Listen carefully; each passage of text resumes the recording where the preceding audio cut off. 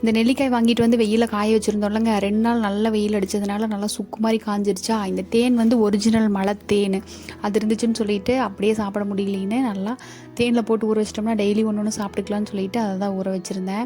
அப்புறம் அடுத்த நாள் கொஞ்சம் வெளியில் போக வேண்டிய வேலை இருந்துச்சு. எப்பயுமே என்னோடய ஹேண்ட்பேக்கில் வந்து ஆதார் கார்டு, ரேஷன் கார்டு, மற்ற ப்ரூஃப் எல்லாம் இருக்குமா, சரி அது இருக்குதா இல்லையான்னு ஒரு டைம் செக் பண்ணிக்கலான்ட்டு, இல்லைன்னா எடுத்துடலாம் அப்படின்னு அதை தான் பார்த்துட்டு இருந்தேன். எல்லாம் இருந்துச்சு, எடுத்து வச்சுட்டு அன்றைக்கி பிரியாணி தான் பண்ணியிருந்தேங்க. காலையில் காயெல்லாம் கொஞ்சம் நிறையா போட்டு 2 நேரத்துக்கு சேர்த்து வச்சிட்டோன்னா வெளியில் போயிட்டு வந்துட்டு மத்தியானத்துக்கு சாப்பிட்டுக்கலாம், காலையில் போயிலே சாப்பிட்டு போயிடலாம் அப்படின்ட்டு நிறைய வெஜிடபிள் போட்டு வெஜிடபிள் பிரியாணி தான் பண்ணியிருந்தேன். சாப்பாடு வந்து வீடியோ எடுக்க முடியலைங்க. அதுக்கப்புறம் கொஞ்சம் கழுவுறதெல்லாம் இருந்துச்சுன்னு சொல்லிட்டு அதை கழுவி வச்சுட்டு போயிடலான்னு கழுவி வச்சுட்டு அப்படியே டவுன் கிளம்பியாச்சு.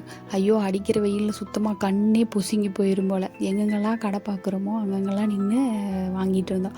அப்புறம் இந்த தர்பூசணி பழம் கொஞ்சம் சாப்பிட்டு வீட்டுக்கு கொஞ்சம் வாங்கிட்டு வந்துருந்தோம். அப்படியே உடுமலைப்பேட்டையை தாண்டோன்னு சாத்துக்குடி வச்சுருந்தார். இவர்கிட்ட ரொம்ப நல்லா இருக்குங்க. ஜூஸை குடிச்சிட்டு அப்படியே வீட்டுக்கு வந்தாச்சு. அவ்வளோதான். நாளைக்கு வீடியோவில் பார்க்கலாம். பாய்.